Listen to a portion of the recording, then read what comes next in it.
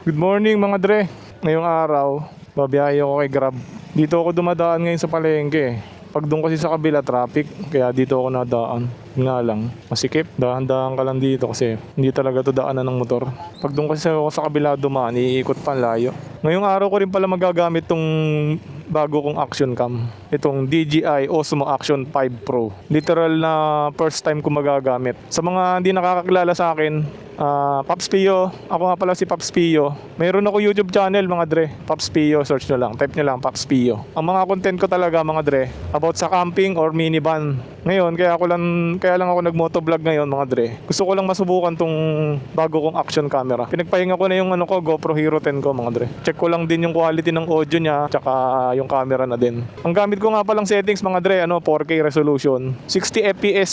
Tapos ang gamit ko sa audio, DJI Mic Mini. Yun ang kagandahan dito sa DJI Action 5. Rekta mo na siyang makakokonek sa sa camera. Yung DJI Mic Mini, direct connection na siya sa action camera. Hindi kagaya ng pag GoPro ginamit mo.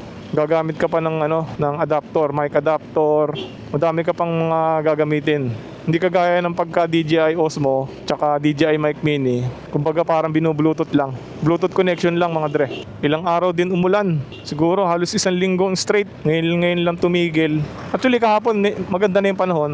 Ang problema kasi mga dre dito sa atin sa Pilipinas, yung baha. Tsaka yung kalsada mga dre Ang ginagamit ng LGU pag gumagawa sila ng kalsada, napansin ko, espalto. Alam naman natin na espalto madaling masira kumpara sa simento. Yun ang hindi ko malaman bakit paulit-ulit na espalto ang ginagamit ng LGU. Hindi ko alam kung talagang sinasadya nilang hindi ayusin ng maayos. Kasi kung pupunta ka ng Ayala Land, dito sa may bandang papuntang Kanlubang, ang ganda ng kalsada ng Ayala Land doon mga dre Semento. Kahit ilang dekada na siguro ang lumipas, hindi siya nasisira. Hindi kagaya ng pag ganitong espalto. Daanan lang siya ng mga truck, ng malalaking sasakyan, nabubungkal. Ito may papakita ako sa inyo mga dre dito lang sa may sports complex. Wasak-wasak na yung kalsada. Parang halos wala pang isang taon tong ginawa. Pag nakita nyo, talagang bungkal-bungkal na. Aksidente ang mga nakamotor. Usually mga na-aksidente mga nakamotor gawa ng, siyempre 4 wheels, hindi naman yan agad magsisemplang. Usually ang mga aksidente dyan talaga mga nakamotor. Lalo na pagka maulan, hindi mo siya mapapansin kasi nga siya, yung mga lubak napupuno siya ng tubig. Ngayon pag nadaan mo siya, lalagabog ka na lang. Kagaya nito mga dre. Ito, ayan, wasak-wasak na kaagad.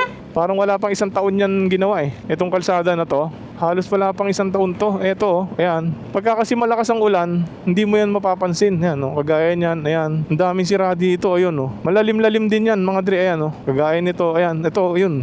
Ayan, ito. Malalim din yan, mga dre, Pag nakamotor ka, lalo na to, ito. Pag maulan, hindi mo yan mapapansin kasi may tubig siya. Ngayon, pag nadaanan mo siya, lalagabog ka na lang. Ito, kagaya nito, ayan. Nakapagtataka, mga dre. Alam naman nilang ang espalto ay madaling masira. Madali siyang mabungkal. Pero magtataka ka, bakit pa ulit-ulit na yun ang ginagamit ng LGU or ng DPWH? Di ko alam kung sino ba ang naka-assign sa ganyan. Alam ko LGU So mabalik tayo sa camera mga dre. Ang gamit kong settings ay 4K resolution, 60 fps, tapos naka 10 bit ako, naka normal 10 bit, tapos ang color ko ay vivid.